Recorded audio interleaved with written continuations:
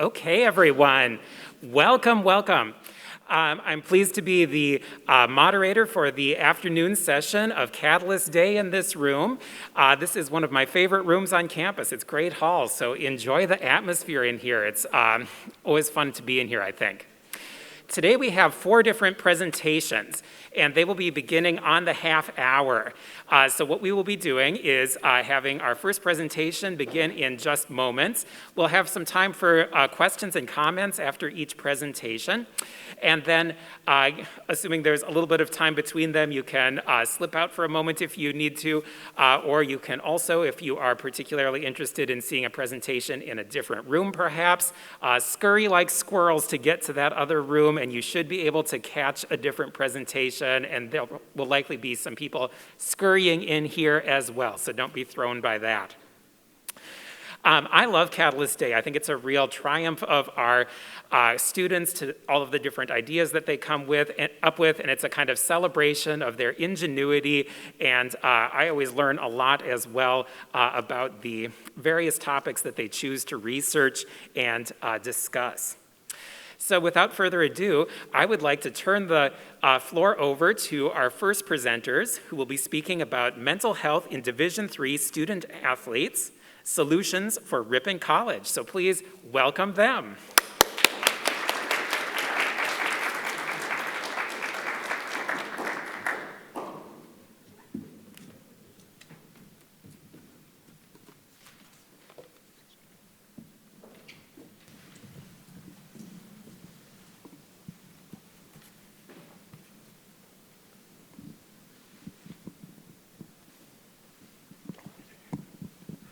Hi, I'm Dylan Bills. I'm a math major and an education minor.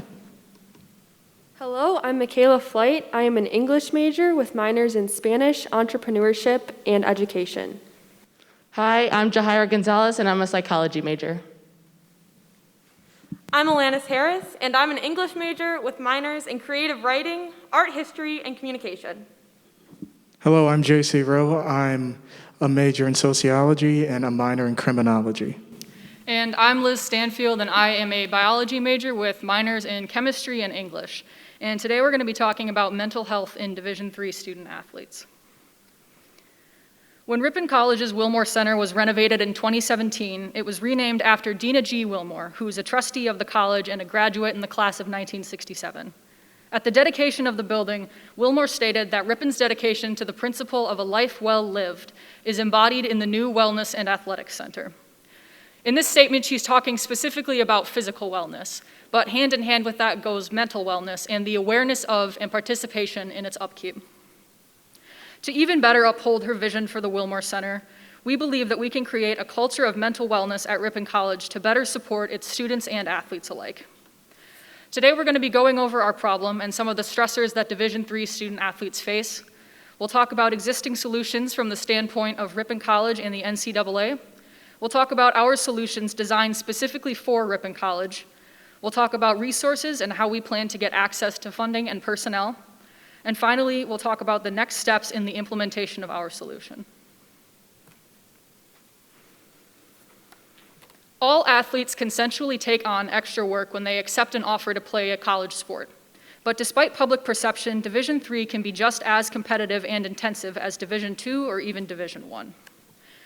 One reason that athletes elect to participate at the Division III level as opposed to Division I or Division II is the ability to balance between school, sports, and the social aspect of college.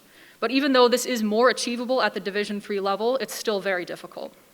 Division III athletes are better integrated into campus life than Division I and Division II athletes, and they spend as much time in class and extracurriculars as their non-athlete peers. They're expected to balance this well on top of anything mandated by their sport, and this can be challenging as college sports become more elite and competitive. Athletes also have a minimum GPA requirement that they need to meet in order to participate in their sport. So between the upkeep of this and the mandatory commitments of practice, film, travel, and games, there's a lot less time for the upkeep of their mental health. Consistently, we see that a student athlete needs to prioritize other things over the upkeep of their mental well-being. Athletes are subject to some unique physical stressors as well. There's an undeniable culture of mental toughness that surrounds college athletes and contributes to the stigma around their mental health. The feeling of burnout is often attributed to being weak or to giving up. So instead of taking time to rest and recover, athletes often combat this with more work and more physical effort towards their sport. And instead of making this better, it makes it worse. Additionally, pain is normal and expected to be tolerated, as many athletes acquire new injuries during their season or nurse old ones.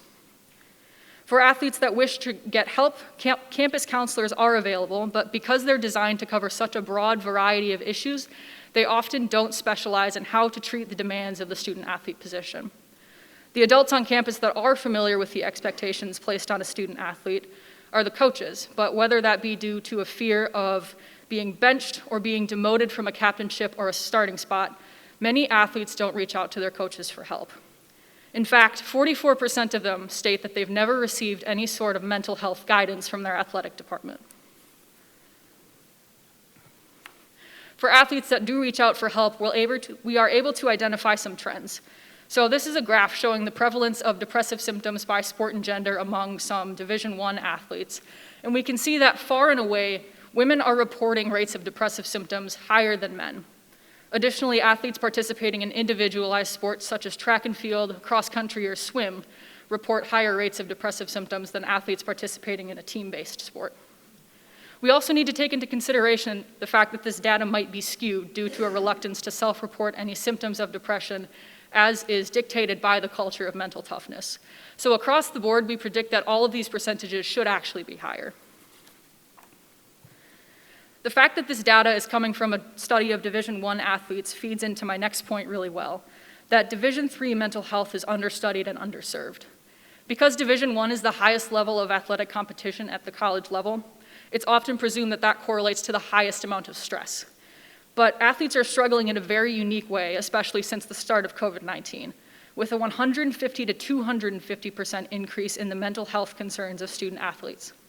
When you take this into account, and that only 10% of student athletes will seek help to begin with, this is especially concerning. Division III athletes in particular report the most significant need for intervention in one study done earlier this year. So when you take into consideration that Division III institutions are offering the fewest resources and athletes at the Division III level have the most significant concerns, we can see that there's a problem that needs to be addressed.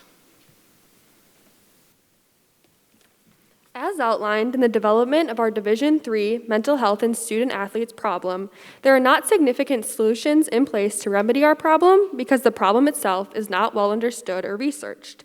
Evidently, the problem is more extensively researched at Division I institutions, where resources are more widely available to the student athlete population. Some of these resources may include athletic department counseling, coach training, or mental health specialists, such as a sports psychologist. Division I athletes have the opportunity to not only care for their mental health, but strengthen it to perform better. In the current state of the situation, this would be a luxury for a Division III student athlete. Looking at both Ripon College specifically and the NCAA, we have made note of a couple of the existing solutions available to Division III institutions. Going to counseling is one way for students to address their mental health issues. Being a student athlete is a distinct struggle to try and finding the balance between college and athletics. There are 2 counselors on Ripon College that are responsible for 400 students each that also work part-time. Due to the outbreak of COVID-19, counseling is available online or in person on 2nd floor Bartlett Hall. The Ripon College mission statement states, college counseling exists to support the educational mission of Ripon College. We believe in providing mental health services that enhance the growth and supervision of all students, not only during their educational journey at Ripon College, but well into the services we have provided. Personal growth, psychological well-being, and a safe environment for self-exploration. The purpose of counseling is to have student athletes open up about their mental health issues. Ripon College provides many resources about mental health. However, student athletes may not have the opportunities to go to Ripon College counseling because they are either busy being a student athlete. They're either exercising, and when they're not exercising, they're studying. And when they're neither doing both, they're probably relaxing and just getting it off. Ripon College offers great mental health services, not specific. Ripon College counseling provides great services. However, it is not specific to the student-athlete experience. In 2019, the NCAA held a membership forum to ensure Division III health and safety. 57% of Division III members voted to prioritize mental health in the Health and Safety Initiative, demonstrating in part both the need for additional assistance and awareness of a lacking mental health support system. The NCAA made note of mental health resource cards created by the Student Athlete Advisory Committee. This solution highlights the importance of and need for mental health resources, but in practice does next to nothing to remedy or assist struggling student athletes. It only provides assistance in terms of offering contact information, not in the form of immediate help. It does not put any additional education or people on campus to help student athletes. Based on the resource cards available on the NCAA website, mental health resource cards might include, for example, symptoms of anxiety, the multi-step approach to identifying mental illness in athletes, and/or a pamphlet for coaches to reframe their wording to better serve athletes in a positive way. While this may seem a step in the right direction, the solution is lackluster because it only provides information rather than action. This passive approach would be beneficial only in an existing mental health support system, existing already at Division III schools.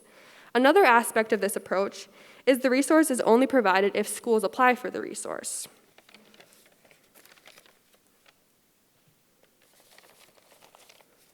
I thought I could figure it out on my own, but that's sometimes not the case, and that's not something you should feel guilty or ashamed of. Once I got over that fact, I actually enjoyed it and looked forward to going to therapy. It's a safe space. Simone Biles, who is tied for the most decorated gymnast of all time, has recently been very open about her own mental health struggles. Biles opening up about her own experience with therapy is inspiring to many because it shows one can be extremely successful and still be in need of mental health support. This resonates with the Division III level especially because it promotes the idea that mental health care is for everyone. There doesn't necessarily need to be so much guilt in using mental health resources, and this culture can be created if we normalize getting help even when someone isn't necessarily in an extreme mental health crisis. Students can and will benefit from mental health resources if the culture surrounding the system is destigmatized. This starts with people like Simone Biles and even our own Dina Wilmore, who prioritizes mental well-being in her vision for the Wilmore Center.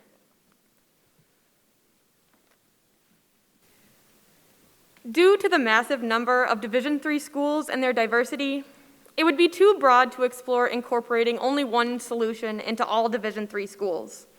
For this reason, we have designed our solutions specifically for Ripon College because this is an environment that we are familiar with as students, athletes, and members of the campus community, and we care for all of these groups deeply.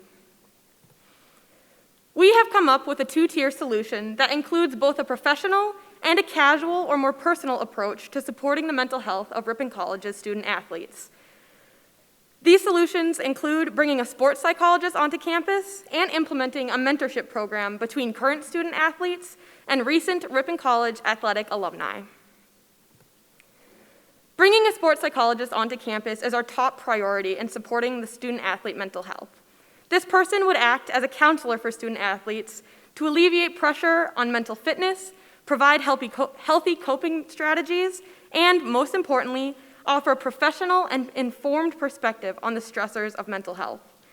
This would also be a valuable resource for coaches because it is not always easy to identify the members of your team that are in need of help.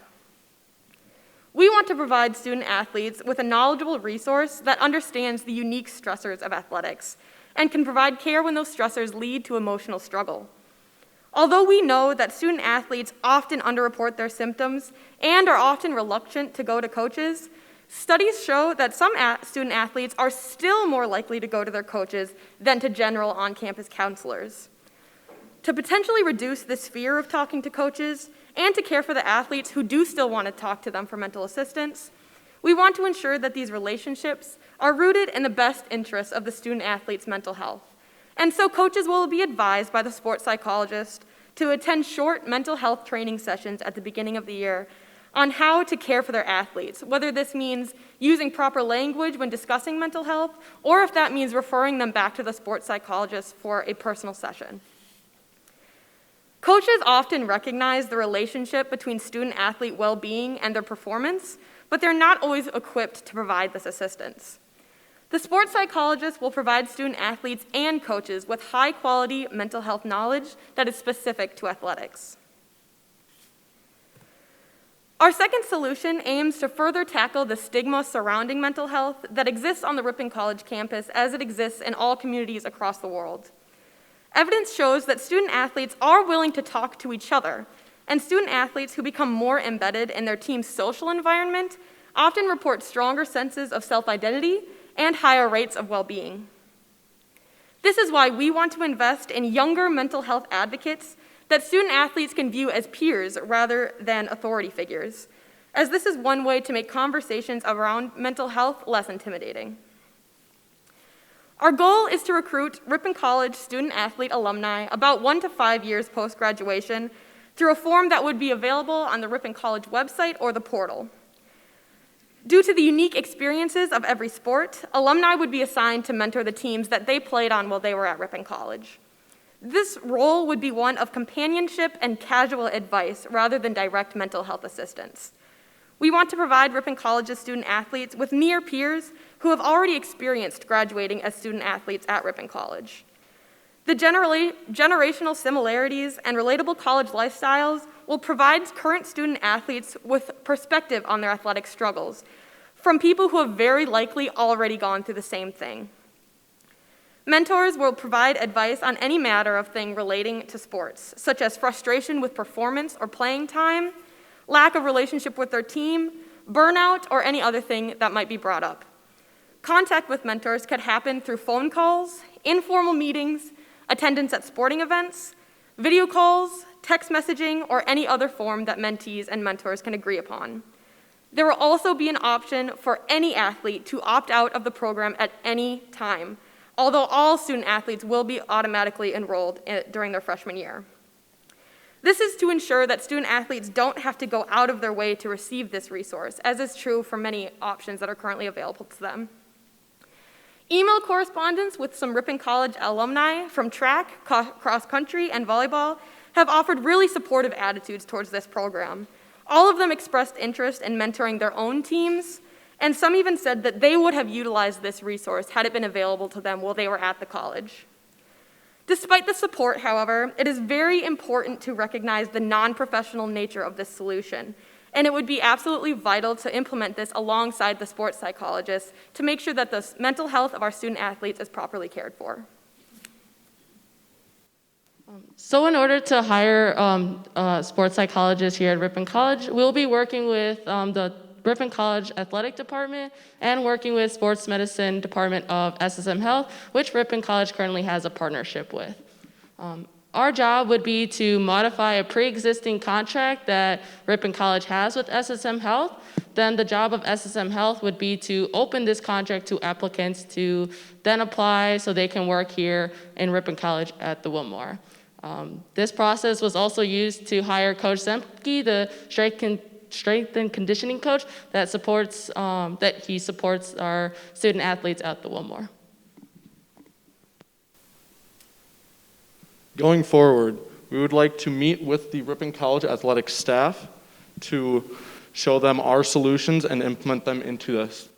When hiring a sports psychologist, we want it to be known that this may happen at any point during this process. And when doing so, as Jahaira said, we would revise the contract we have with SSM Health and have a contract that is similar to that of Coach Zemke. With that, we move into our mentorship program. And with the mentorship program, we have already talked to alumni from Ripon College that were student athletes here and got their perspective on the mentorship program. We would like to further talk to alumni so we may recruit them for this mentorship program. And once we have enough alumni for the program, we will then begin implementing them into sample teams. And our sample teams at Ripon College are volleyball, track and field, cross country, and swim. The reason we have chosen these sample teams is because for the most part they are individualized sports and they report the highest depressive symptoms out of all the sports on Ripon College's campus. Once we have evaluated the success of the mentorship program, we would then move into implementing this into more sport teams on Ripon College's campus. Once we have implemented to all of Ripon College's campus, we would then look into implementing across all of the Midwest Conference, and that includes all the schools in this conference. However, we would also have reports from Ripon College specifically available for the Ripon community to see, as well as alumni from Ripon College. We hope that with this, we might be able to gauge the interest of other alumni from Ripon College so we can further recruit for the mentorship program.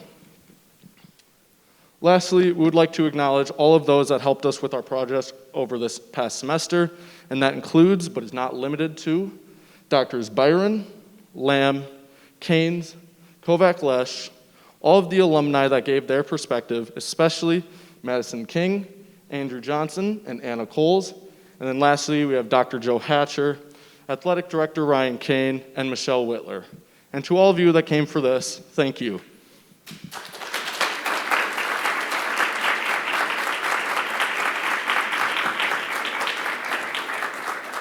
Right. Thank you for that excellent presentation. Give me just 1 second here. And, oh, this is very complicated. I'm trying to see if I can turn the mics down a tiny bit.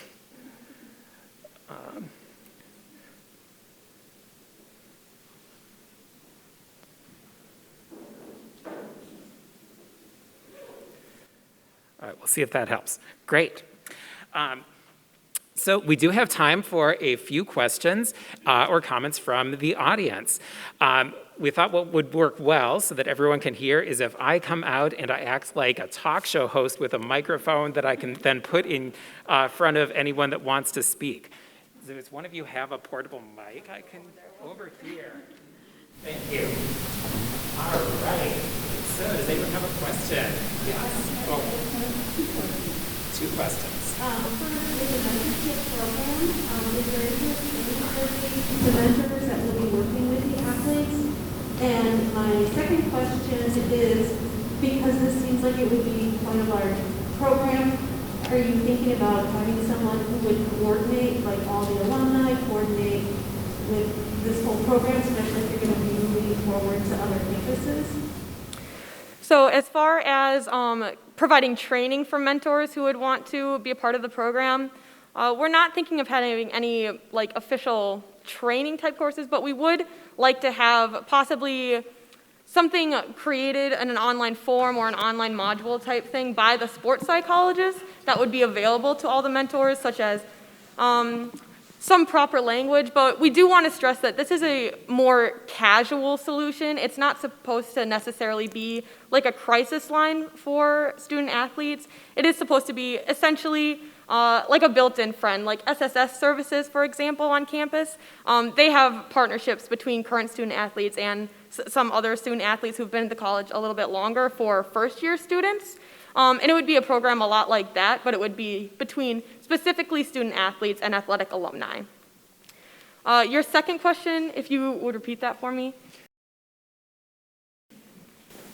Are you going to have somebody that you hire to coordinate this program? We would like to have the coaches be really forward in making sure to stay in contact with their alumni once they graduate, and making sure that all alumni know that the program exists and is definitely an option for them. We do hope that the casual nature of contact, like they don't have to be coffee dates every Sunday. It can be student athletes sending a quick text to their mentor saying, hey, I'm really struggling at practice today. Do you have some advice for me? We hope that that would really make it easy for mentors to join because there's no obligation to show up in person. But we do want coaches to be in contact with their alumni and also to have current student athletes also know about the program before they graduate and hopefully foster interest with them so that they will be a part of the program once they graduate. This would be a program that would need to be fostered over several years. As Dylan said, we only want to implement the solution into a few teams at first so that we can build some knowledge of the program and build comfort with it so that people are more likely to participate and be open to the program rather than giving it to all teams at once. And that's the reason for that. So. Great. Is there maybe one more question or comment? Then we should try to stay on schedule. Great. Sure. This might seem like kind of an obvious question, but once the program, the mentorship program is implemented, you said freshmen would be automatically enrolled, but for student athletes that are partway through their college career, when it's first implemented, will they also be automatically enrolled or will they have to choose? So this is where the multi-year part comes in. So like we said, we would hopefully have all athletes that are currently enrolled as cross-country, track, volleyball, and swim athletes to all be enrolled right away. And then hopefully we would have each incoming freshman year after that be automatically enrolled. And eventually within about 4 years of testing the waters and gaining feedback from the teams, we would be able to have all student athletes at Ripon College all enrolled in the program. Excellent. Well, can we give our speakers one last round of applause?